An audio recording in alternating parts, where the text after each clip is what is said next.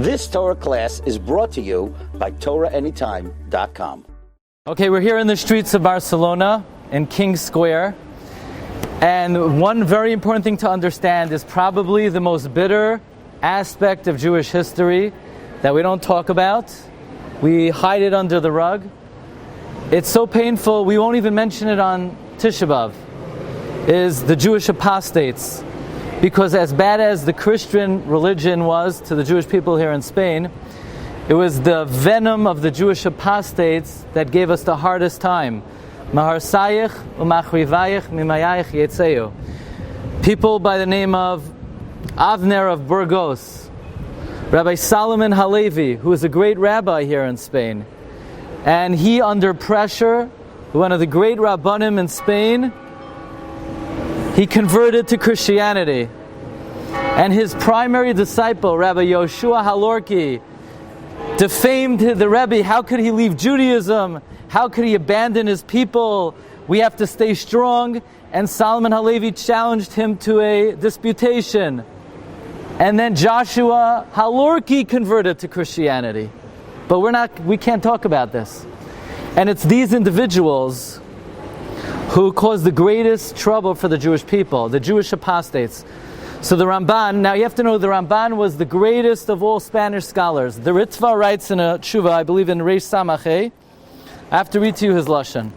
The Ritva says, Zehu Sheva Chachmei Artzenu. You know what the greatness of Spanish scholars are? Shekibalnu Meiroya Echad Neman. That our tradition comes from one Rebbe. Gadol Yada, his hand is great. B'chol Uman. Boirer Oicha Mitach Pseles, he chooses the good. What's his name? Vayikru Es Shemai Man. Like the manna bread, the man, the Ramban.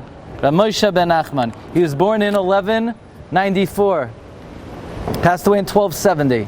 In the year 1263, King James of Aragon accepted the invitation of Pablo Christiani, Friar Paul. And Friar Paul, also a Jewish apostate, said he will prove from the Talmud itself that the Chachmei Amoram believed that the Messiah had already come. So the Ramban was the only one who could possibly dispute him. And he goes to King James, he says, King James, I can't dispute him, I don't have freedom of speech. King James promised Ramban freedom of speech. Now, why did they choose the Ramban? The Ramban already proved himself as the only one able to navigate these difficult times. Let's say in the times of the Rambam, when the Rambam's work were put in Cherem, and they were burning the works of the Ramban was the only one who was able to navigate the situation. Where the Ramban came up with the following compromise. The Ramban said, we shouldn't necessarily learn all the works of the Rambam, but the Rambam personally is untouchable. The Rambam as an individual is untouchable. That was the navigation of the Ramban, and he proved himself as the only one eligible to dispute Pablo Christianity. Now, this is very important. The Ramban went on the offensive in this dispute. The name of the Sefer is called Sefer HaVikuach. And Pablo Christiani brought all kinds of proofs that the Chachmei HaTalmud believed that the Messiah came, and the Ramban said, let's get things straight. The fundamental difference between Judaism and Christianity is not about the Messiah. It's about God. The Ramban writes, it's an offense to human intelligence to believe in the Trinity. It's insulting to believe in a corporeal being, a Father, a Son, a Holy Ghost. The Ramban says it's an insult to human intelligence. And he says, you want to speak about the Messiah? According to you, the Messiah came. Has peace reigned on this world?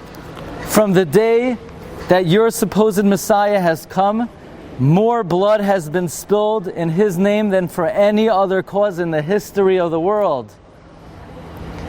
And then the Ramban said that in his opinion, Christianity will bring the end of human civilization. From the moment the Roman Empire embraced Christianity, it declined. Look at the Muslim world today. As soon as Christianity came to the Roman world, Islam ascended, and that is what will continue until Christianity brings the complete decline of human civilization. That was the prediction of the Ramban. Obviously, this is just between us. It's not like this is, But these were some of the arguments of the Ramban. These arguments took place in 4 different sessions, and Pablo Christianity asked for a recess.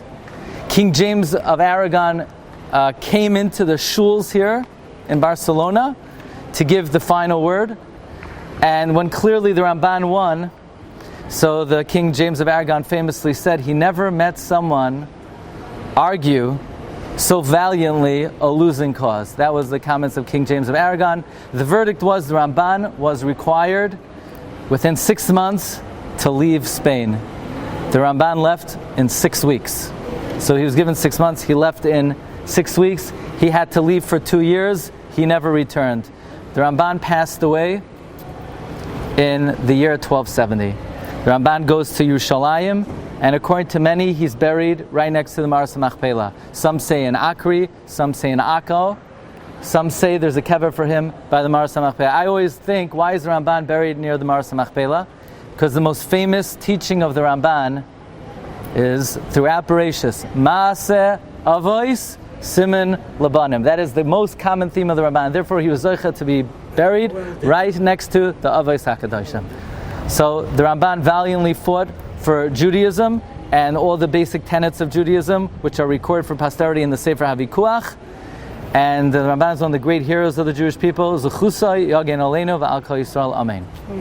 You've just experienced another Torah class brought to you by TorahAnytime.com.